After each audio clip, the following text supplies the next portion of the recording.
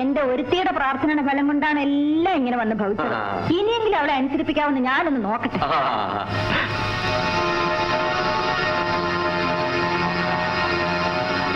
മോളെ ജയലക്ഷ്മി, വിവരം വല്ലതും അറിഞ്ഞോ മോളെ? അയ്യോ വേണ്ട, അവളെ ഇപ്പോഴതൊന്നും അറിയിക്കണ്ട. അവളുടെ മനസ്സ് വേദനിക്കും. രണ്ടാമത്തെ കോളത്തിലും അയ്യോ അവളെ അത് കാണിക്കണ്ടായിരുന്നു.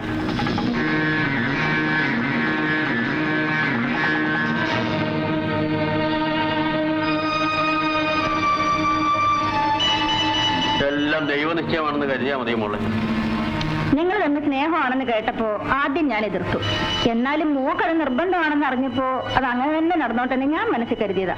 കണ്ണി ചോരയില്ലാത്ത ദൈവം അതിന് സമ്മതിച്ചില്ല. ഞാൻ ഈ വാർത്ത വിശ്വസിക്കില്ല. ഒരിക്കലും ഒരാളെ കൊല്ലാൻ എന്റെ രാജേട്ടനെ കൊണ്ടാവില്ല. അങ്ങനെയാണെങ്കിൽ പിന്നെ പത്രത്തിൽ വാർത്ത വന്നത് എങ്ങനെയാ? പത്രത്തിൽ വരുന്ന വാർത്തകളൊക്കെ നേരാവണമെന്നില്ലല്ലോ. എനിക്ക് ഉടനെ രാജേട്ടനെ ഒന്ന് കാണണം. ഞാൻ പോയിട്ട് വരാം. നീ എന്തായി പറയുന്ന മോളെ? കൊലക്കുറ്റം ചെയ്ത ആളിനെ കാണാൻ പോകുന്നോ? എവിടെ ചെന്ന് കാണാനാ? ഒന്നുകിൽ ഇപ്പൊ ലോക്കപ്പിലായിരിക്കും, അല്ലെങ്കിൽ ഒളിവിലായിരിക്കും. എവിടെ വെച്ചായാലും എനിക്കിപ്പോ രാജേട്ടനെ കണ്ടേ തീരൂ. ഞാൻ പോയിട്ട് വരാം. അങ്ങനെ പോകാൻ പറ്റില്ല മോളെ. ആളുകൾ ചോദിച്ചാൽ സമാധാനം പറയേണ്ട ഞങ്ങളാ. അതെന്തിനാ നിങ്ങൾ സമാധാനം പറയുന്നത്? ഞാൻ കൊച്ചുകുട്ടിയൊന്നുമല്ലല്ലോ. മോള് പറയുന്നത് ശരിയാ. മോളുടെ അച്ഛനും അമ്മയും മരിക്കുമ്പോ മോള് കൊച്ചുകുട്ടിയായിരുന്നു.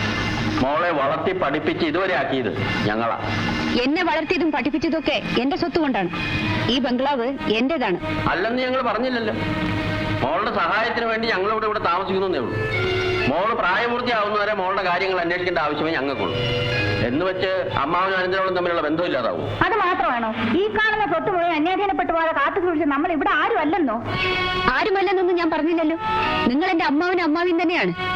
എന്ന് വെച്ച് ഞാൻ ഇഷ്ടപ്പെടുന്ന പുരുഷനെ കാണാൻ പോരെന്ന് പറഞ്ഞാൽ അനുസരിക്കാൻ ബുദ്ധിമുട്ടുണ്ട്. ആ പുരുഷൻ വലിയൊരു ആപത്തിൽപ്പെട്ടിരിക്കുകയല്ലേ? ആപത്തുകാലത്ത് ആശ്വസിപ്പിക്കാൻ ചെല്ലുന്നതല്ലേ അമ്മാവ മനുഷ്യത്വം? അതല്ലേ സ്നേഹം? നിന്റെ മനുഷ്യത്വം സ്നേഹവും ഒക്കെ മനസ്സിൽ വെച്ചോണ്ട് ഇവിടെ അങ്ങ് കഴിഞ്ഞാൽ മതി. ഒരു കൊലപ്പുള്ളിയെ കാണാൻ പോകുന്നത് ഞങ്ങൾ സമ്മതിക്കുകയില്ല. അതിന് നിങ്ങളുടെ അനുവാദം എനിക്ക് ആവശ്യമില്ല. അനുവാദം ആവശ്യമില്ലേ? ആര് പറഞ്ഞടി? നീ ഇറങ്ങി പോകുമല്ലേ? ഞാൻ പോവും. നീ അനുസരിപ്പിക്കാമെന്ന് ഞാനും നോക്കാം. കൊലപ്പുള്ളി കാമുകന്റെ അടുത്തേക്ക് നിന്നെ ഞാൻ മര്യാദ പഠിപ്പിക്കാം.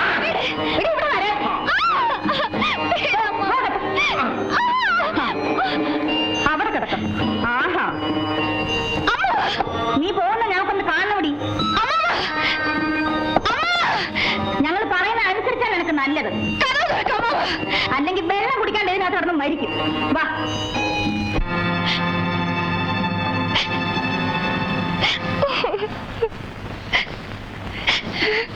കുഴപ്പമാവോ ഭാരതി? എന്താ കുഴപ്പമാ?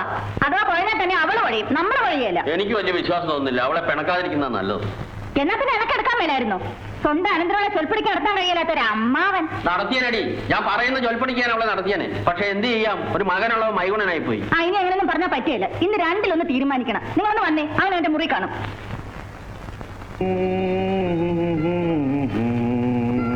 എന്റെ വേണു, എപ്പോഴും നിനക്ക് ഈ ഒരു ജോലി മാത്രം ഉള്ളോടാ?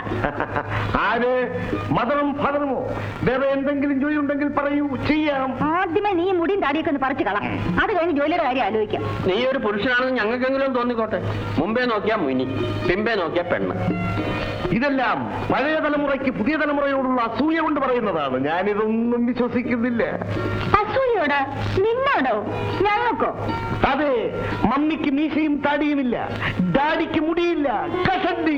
അതുകൊണ്ട് എന്റെ മുടിയും താടിയും പഠിപ്പിക്കാൻ നോക്കുന്നു. നോ, നടപ്പില്ല. എടാ മോനെ, നിന്റെ ഈ വേഷം കണ്ടാൽ ഏതെങ്കിലും ഒരു പെണ്ണിന് നിന്നോട് ഇഷ്ടം തോന്നൂടാ? അയ്യോ ഭാരതി, ഇപ്പോഴങ്ങനെയല്ല. ഈ വേഷം കണ്ടപ്പോ പെമ്പിള്ളേരെ നിലത്ത് നിർത്തത്തില്ല, കൊത്തിക്കൊണ്ട് പറഞ്ഞു പോകും.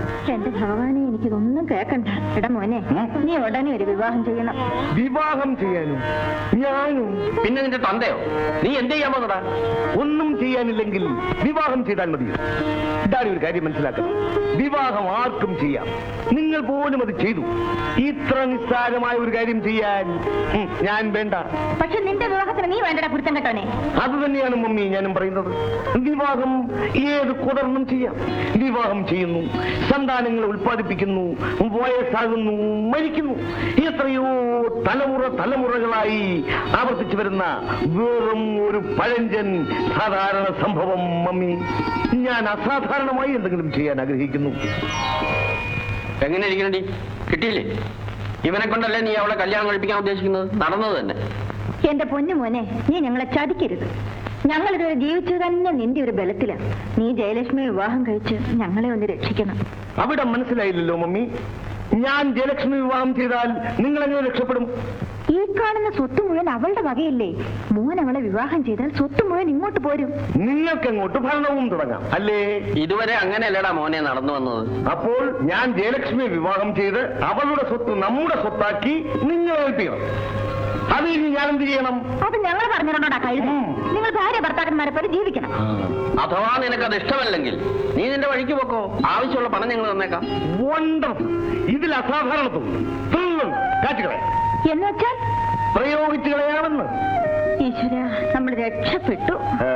ഒരു സംശയം, വിവാഹത്തിന് ഞാൻ റെഡി, ജയലക്ഷ്മി റെഡി അല്ലെങ്കിലോ?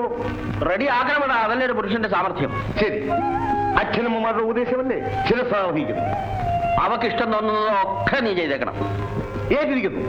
അവൾ മുറിയിലുണ്ടല്ലോ. ഉണ്ടുണ്ട്. കണ്ടോ, കാര്യം ഇപ്പൊ എത്ര മംഗളമായി. കല്യാണത്തിന് അവള് സമ്മതിക്കോടി? സമ്മതിച്ചില്ലെങ്കിൽ അവ സമ്മതിപ്പിക്കും. അവനേ എന്റെ മോനാ.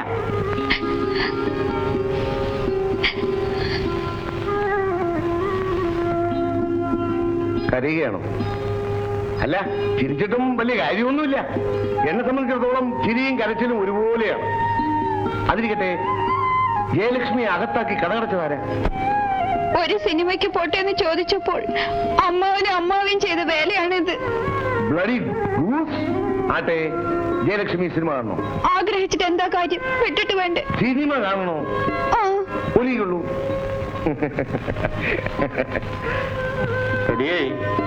മോളിന്ന് ഒച്ചയാനൊക്കെ ഒന്നും കേൾക്കുന്നില്ലല്ലോ. സംഗതി കുഴപ്പമായോ? ഏയ്, അവര് കട കടച്ചുകൊണ്ടിരുന്ന് സംസാരിക്കുമായിരിക്കും.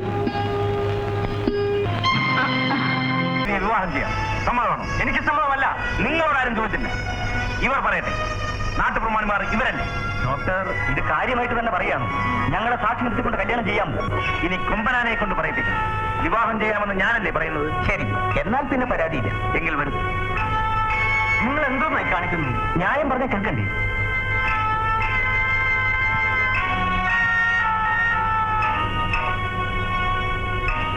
നിങ്ങളെല്ലാവരുടെയും സാന്നിധ്യത്തിൽ ഈശ്വരനെ സാക്ഷി നിർത്തി ഞാൻ ശ്രീദേവിയെ എന്റെ ഭാര്യയായി സ്വീകരിക്കും.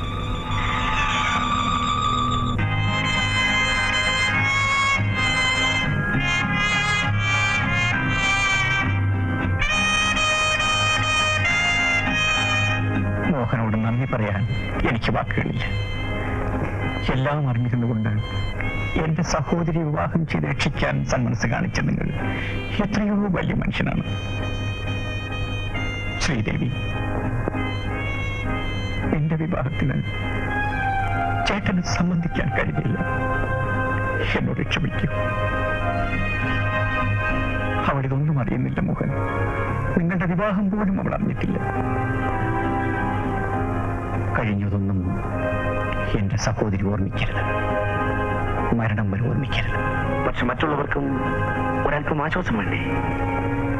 തീർച്ചയായും വേണം. അതിന് ഞാൻ മാർഗം പറയാം.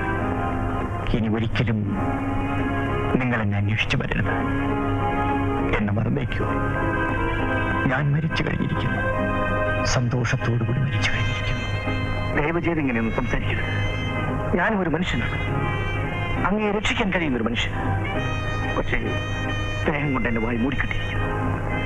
ദയവ് ചെയ്തൊന്ന് അയച്ചുവിടൂ. അങ്ങയെ രക്ഷിക്കാൻ അനുവദിക്കൂ. Please, please. മോഹൻ, നിങ്ങൾ എന്റെ സഹോദരി വിവാഹം ചെയ്ത വിവരം അറിയിക്കാനാണ് വന്നത്. എന്നെ രക്ഷിക്കാനാണ് വന്നതെങ്കിൽ നിങ്ങളെ എനിക്ക് കാണേണ്ടെന്ന് ഞാൻ പറയുമായിരുന്നു. ക്ഷമിക്കണം. ഇനി നിങ്ങൾക്ക് പോകാം. എന്റെ സഹോദരി രക്ഷിച്ചതിന് നന്ദി. Good bye.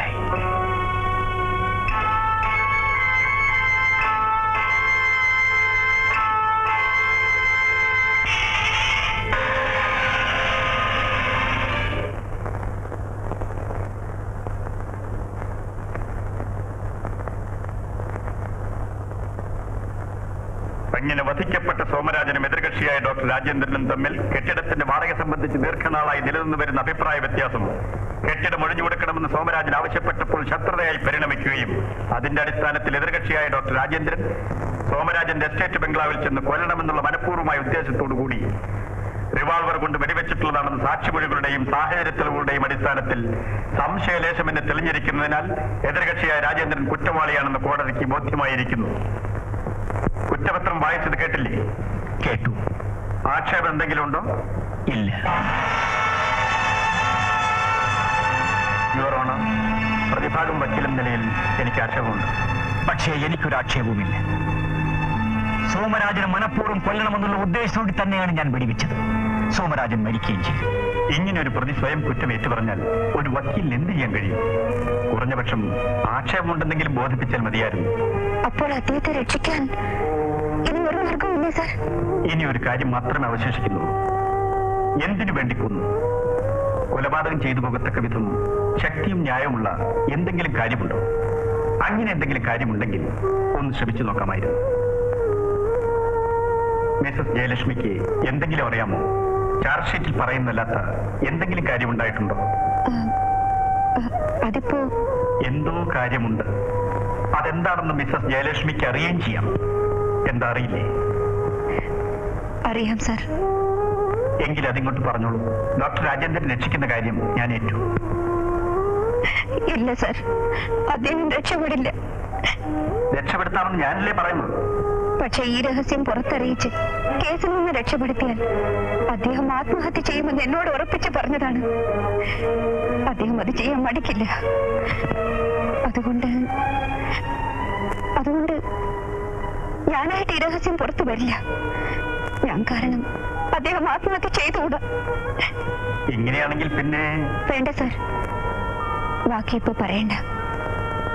എനിക്ക് അല്പം സമയം കൂടി തരൂ, ഞാൻ വീണ്ടും വരാം. സഹോദരിയുടെ രക്ഷയായിരുന്നല്ലോ പ്രധാനം. അവളെ ഒരാൾ വിവാഹം ചെയ്തു കഴിഞ്ഞു. ഇനിയെങ്കിലും ഭാര്യയുടെ കാര്യം ഒന്ന് ഓർമ്മിച്ചൂടെ? ഇങ്ങനൊരു ഗതികേട് ഉണ്ടാകാതിരിക്കാൻ വേണ്ടിയാണ് വിവാഹം വേണ്ടെന്ന് പറഞ്ഞത്. സമ്മതിക്കാതിരുന്നത് ജയലക്ഷ്മിയാണ്. ഒരു ഗതികേടുമില്ല. എന്നെ വിവാഹം ചെയ്ത ഭർത്താവിനെ നേടിയെടുക്കാൻ എനിക്ക് കഴിയും. സാധുവായ എന്നോട് ഒരല്പം ദയ കാണിക്കണമെന്ന് മാത്രം. മനസ്സിലായില്ല. എന്തായാലും സഹോദരിയുടെ വിവാഹം കഴിഞ്ഞു. ആ കുട്ടിയുടെ ഭാവിയെ പറ്റിയുള്ള ആശങ്കയും തീർന്നു. ഇനിയെങ്കിലും സംഭവിച്ചതൊക്കെ കോടതിയിൽ തുറന്നു പറഞ്ഞു ഈ കേസിൽ നിന്ന് രക്ഷപ്പെട്ടൂടെ? നിവർത്തിയില്ല ജയലക്ഷ്മി, നിവർത്തിയില്ല. എന്തുകൊണ്ട്? ആ രഹസ്യം പുറത്തറിഞ്ഞാൽ സഹോദരിക്ക് ഒരു ഭർത്താവിനെ കിട്ടുകയില്ലെന്നായിരുന്നല്ലോ പേടി. ഇപ്പോഴിതാ നല്ലൊരു ഭർത്താവിനെ കിട്ടിക്കഴിഞ്ഞു. ഇനിയും ആ രഹസ്യം ഒളിച്ചു വെക്കണോ? മരണം വരെ ഒളിച്ചു പിടിക്കാതെ നിവൃത്തിയില്ല. ഇതുവരെ എന്റെ സഹോദരിയുടെ മാത്രം കാര്യത്തിലായിരുന്നു ആശങ്ക. ഇപ്പോഴവളുടെ ഭർത്താവിന്റെ കാര്യത്തിൽ കൂടി എനിക്ക് ആശങ്കയുണ്ട്. ഡോക്ടർ മോഹൻകുമാറിന്റെ കാര്യത്തിലും? അതെ. കോടതിയിൽ രഹസ്യം തുറന്നു പറഞ്ഞാൽ ഒരുപക്ഷെ ഞാൻ രക്ഷപ്പെട്ടേക്കാം. അതോടൊപ്പം തന്നെ ഇന്നോളം ഒളിച്ചു വെച്ചിരുന്ന ഈ രഹസ്യം എന്റെ സഹോദരിയെ സംബന്ധിച്ചുള്ള വലിയൊരു അപവാദമായി നാടാകെ പരക്കുകയും ചെയ്യും. മോഹൻകുമാറും ഒരു മനുഷ്യനാണ്. സ്വന്തം ഭാര്യയെക്കുറിച്ചുള്ള അപവാദം സഹിക്കവയ്യാതെ വരുമ്പോൾ പിന്നെ എന്തൊക്കെയാണ് സംഭവിക്കാൻ പാടില്ലാത്തത്? അതുകൊണ്ട് എന്നെ രക്ഷപ്പെടുത്തിയിട്ട് അവസാനം എല്ലാം കൂടി നശിപ്പിക്കാൻ ഇടയാക്കരുത്. കൂടുതലൊന്നും എനിക്ക് പറയാനില്ല.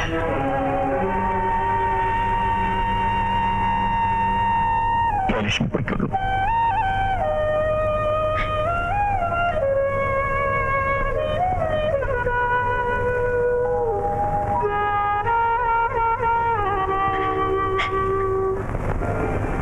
ശ്രീദേവി, നിന്റെ ചേട്ടന്റെ കേസ് നാളെ വിധി പറയുകയാണ്. നിനക്ക് മാത്രമേ നിന്റെ ചേട്ടനെ രക്ഷിക്കാൻ കഴിയൂ. ഒരു പാപവും ചെയ്യാത്ത മനുഷ്യൻ നിനക്ക് വേണ്ടി ശിക്ഷയേൽക്കാൻ നീ സമ്മതിക്കുമോ?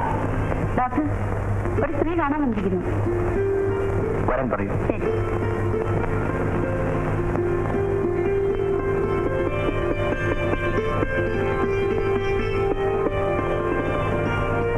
ഞാനൊരു സഹായം തേടി വന്നതാണ്. ഇരിക്കൂ.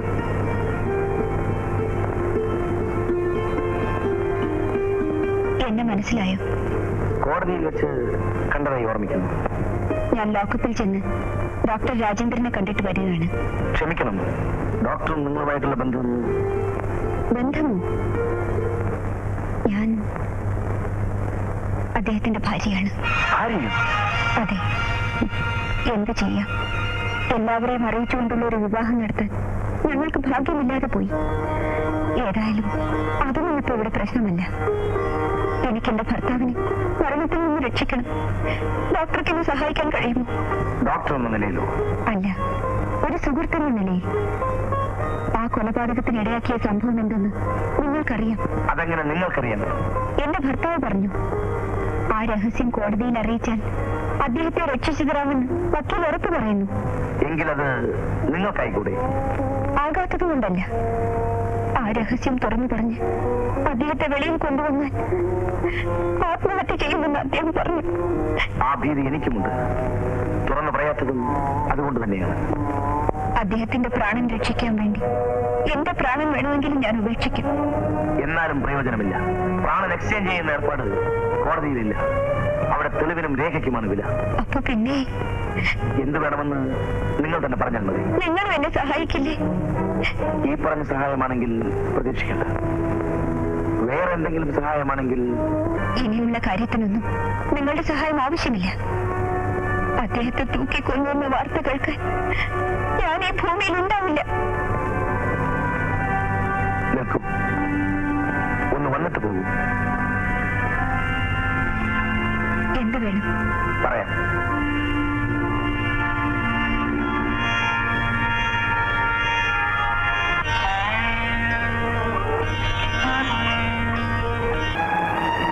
ഞാനിപ്പോ എവിടെയാണ്? നീ ഇപ്പൊ എന്റെ വീട്ടിലാണ്. കഴിഞ്ഞതെല്ലാം നിനക്ക് ഓർമ്മിക്കാൻ കഴിയുന്നുണ്ട്. ഞാൻ ജയിച്ചിരിക്കുന്നു. ക്ഷമിക്കണം സഹോദരി. ഞാൻ കരുതിക്കുട്ടി ചെയ്തത്. യാദൃച്ഛികമായി ഇങ്ങനൊരു ബുദ്ധി എനിക്ക് തോന്നി. തികഞ്ഞ മര്യാദകളും കാറത്വവുമാണെന്ന് അറിഞ്ഞുകൊണ്ട് തന്നെ ഒരു ജീവൻ രക്ഷിക്കാൻ വേണ്ടി ഇങ്ങനൊരു പരീക്ഷണം നടത്തിപ്പോയതാണ്. ഇനി ഇത് മാത്രമേ ബാക്കിയുണ്ടായിരുന്നുള്ളൂ. ഇതിൽ ഞാൻ വിജയിക്കുകയും ചെയ്തു.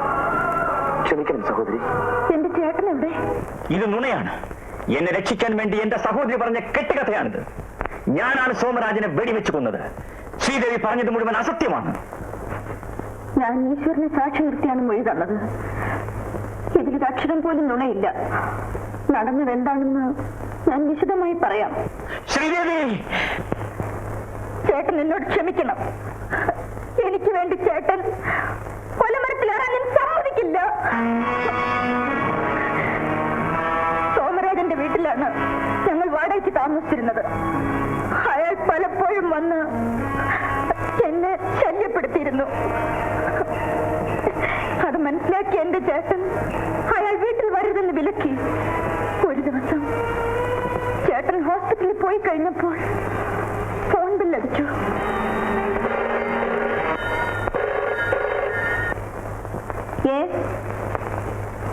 അതെ, ചേട്ടൻ അവിടെ വല്ലതും പറ്റിയോ? മതിയമ്മേ, മതിയമ്മേ. എന്താ കുഞ്ഞെ? ടെസ്റ്റേറ്റുകൊണ്ട് വളവിൽ വെച്ച് ചേട്ടന്റെ കാർ കൊക്കയിലേക്ക് മറിഞ്ഞു. ഞാൻ അങ്ങോട്ട് പോവാണ്.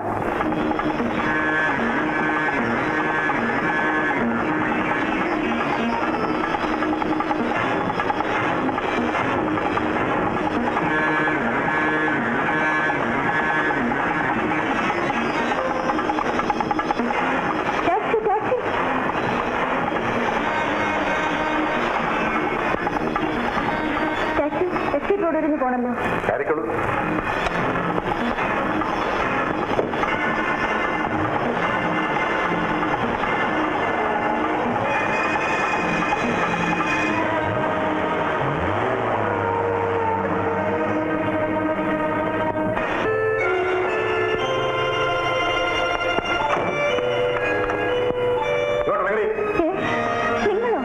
അതെ, ഞാൻ തന്നെ. നിനക്ക് ഫോൺ ചെയ്തത് ഞാനാണ്. നിന്നെ വീട്ടിൽ നിന്നും പുറത്തു ചാടിക്കാൻ ഞാനൊരു വിദ്യ പ്രയോഗിച്ചു. എന്റെ കണക്കുകൂട്ടൽ തെറ്റിയില്ല. പക്ഷേ അപ്പോഴത്തെ ആ ഭീകരരംഗം കണ്ടതോടുകൂടി എന്റെ സ്വബോധം നഷ്ടപ്പെട്ടു പോയിരുന്നു. കഴിഞ്ഞതെല്ലാം ഞാൻ മറന്നുപോയിരുന്നു. എന്റെ ചേട്ടനെ പോലും തിരിച്ചറിയാൻ എനിക്ക് കഴിഞ്ഞിരുന്നില്ല. അതുകൊണ്ടാണ് നേരത്തെ തന്നെ ഈ വിവരങ്ങളൊന്നും ഞാൻ കോടതിയിൽ പറയാതിരുന്നത്. ആ പ്രതിക്കൂട്ടിൽ നിൽക്കുന്ന എന്റെ ചേട്ടൻ നിരപരാധിയാണ്. എന്നെ രക്ഷിക്കാൻ വേണ്ടി ചേട്ടൻ കുറ്റേറ്റ് പറഞ്ഞതേ ഉള്ളൂ. ഒരു സ്ത്രീയുടെ ഏറ്റവും വിലപ്പെട്ട സ്വത്താണ് മാനം. അത് നശിപ്പിച്ച ദുഷ്ടനെ ഞാൻ വെടിവെച്ച് കൊന്നു. കുറ്റക്കാരി ഞാനാണ്. ഞാൻ മാത്രമാണ്.